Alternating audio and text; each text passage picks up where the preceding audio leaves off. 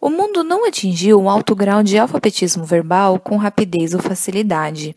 Em muitos países, nem mesmo é uma realidade viável. No âmago do problema do analfabetismo visual existe um paradoxo. Grande parte dos processos já constitui uma competência das pessoas inteligentes e dotadas da visão. Grande parte do processo já constitui uma competência das pessoas inteligentes e dotadas de visão. Quantos de nós veem? Para dizê-lo de modo ostensivo, todos, menos os cegos. Como estudar o que já conhecemos? A resposta a essa pergunta encontra-se uma definição do alfabetismo visual como algo além de simples enxergar, como algo além de simples criação de mensagens visuais. O alfabetismo visual implica compreensão e meios de ver e compartilhar significado a um certo nível de universalidade. A realização disso exige que se ultrapassem os poderes visuais inatos do organismo humano, além das capacidades intuitivas em nós programados para a tomada de decisões visuais numa base mais ou menos comum, e das preferências pessoais e dos gostos individuais. Uma pessoa letrada pode ser definida como aquela capaz de ler e escrever, mas essa definição pode ampliar-se, passando a indicar uma pessoa instruída. No caso do alfabetismo visual, também se pode fazer a mesma ampliação de significado. Além de oferecer um corpo de informações e experiências compartilhadas, o alfabetismo visual traz em si a promessa de uma compreensão culta dessas informações e expressões. No caso do alfabetismo visual, também se pode fazer a mesma ampliação de significado.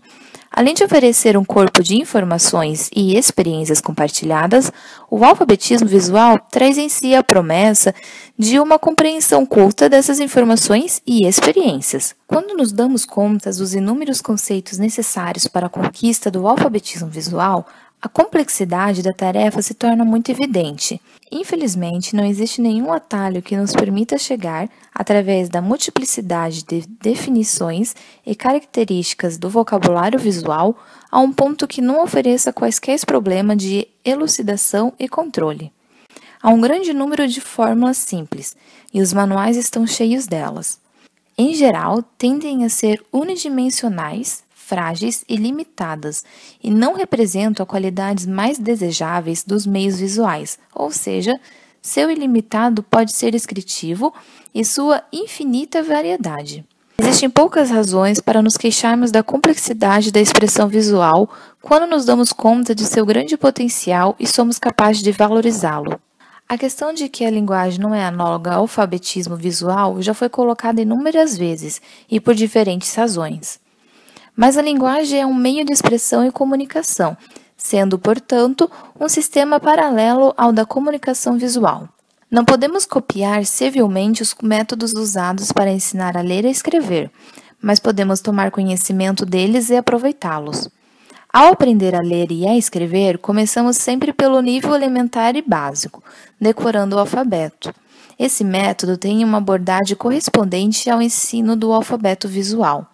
Cada uma das unidades mais simples da informação visual, os elementos, deve ser explorada e aprendida sobre todos os pontos de vista e suas qualidades e de seu caráter e potencial expressivo. Não é porque pretender que esse processo seja mais rápido que o aprendizado do abecedário. Uma vez que a informação visual é mais complexa, mais ampla em suas definições e associativa em seus significados, é natural que demore mais a ser aprendida.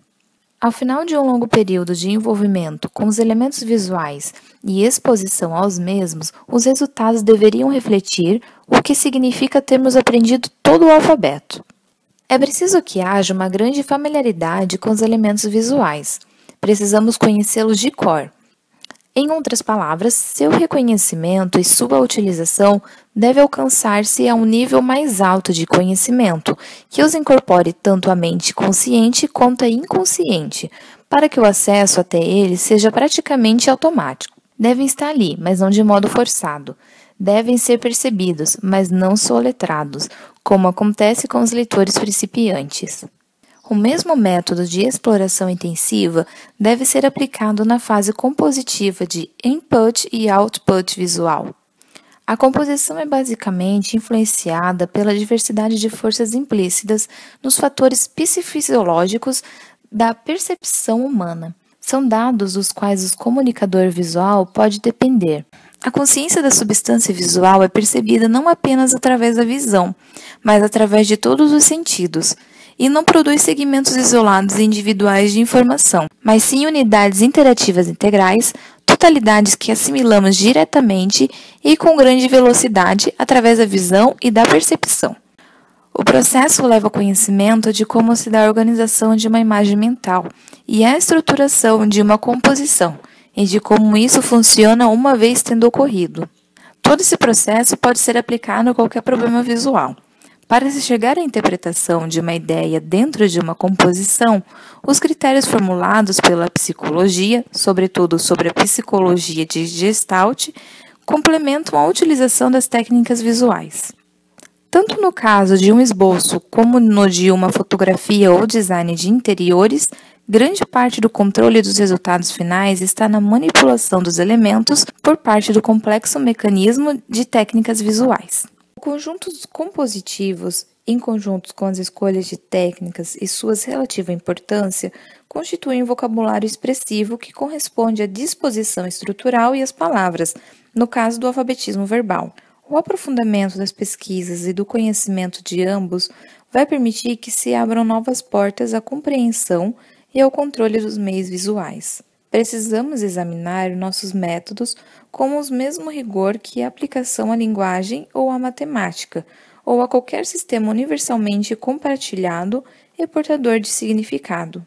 De alguma forma, por algum motivo ou vários deles, o modo visual é visto ou como inteiramente fora do alcance e controle das pessoas sem talento, ou pelo contrário, a suposta facilidade de expressão visual talvez esteja ligada à naturalidade do ato de ver ou à natureza instantânea da câmera.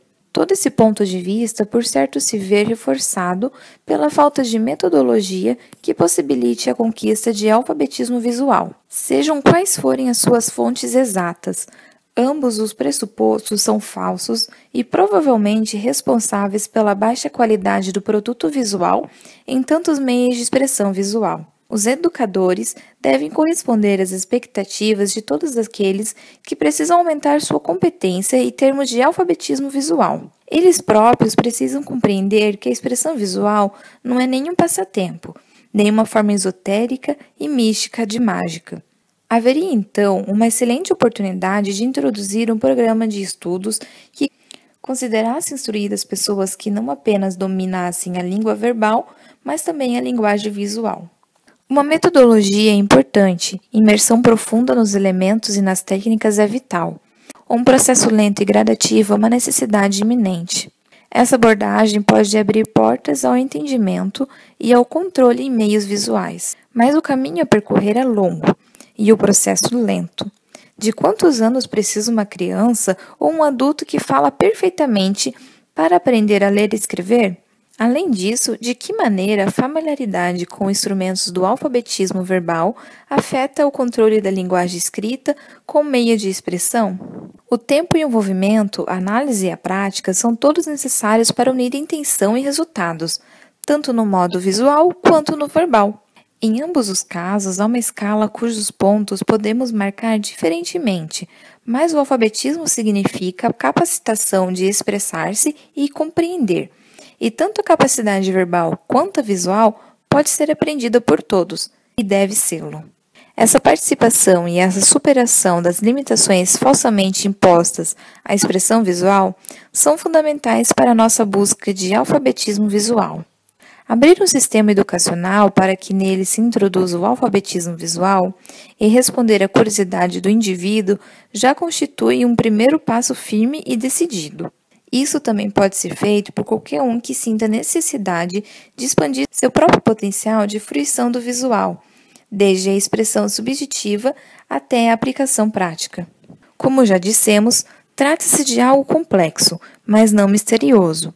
É preciso que nossa reflexão abranja desde os dados individuais até uma visão mais ampla dos meios, e que também observemos à profundidade aquilo que experimentamos, verificando como os outros alcançam seu objetivo e fazendo nossas próprias tentativas.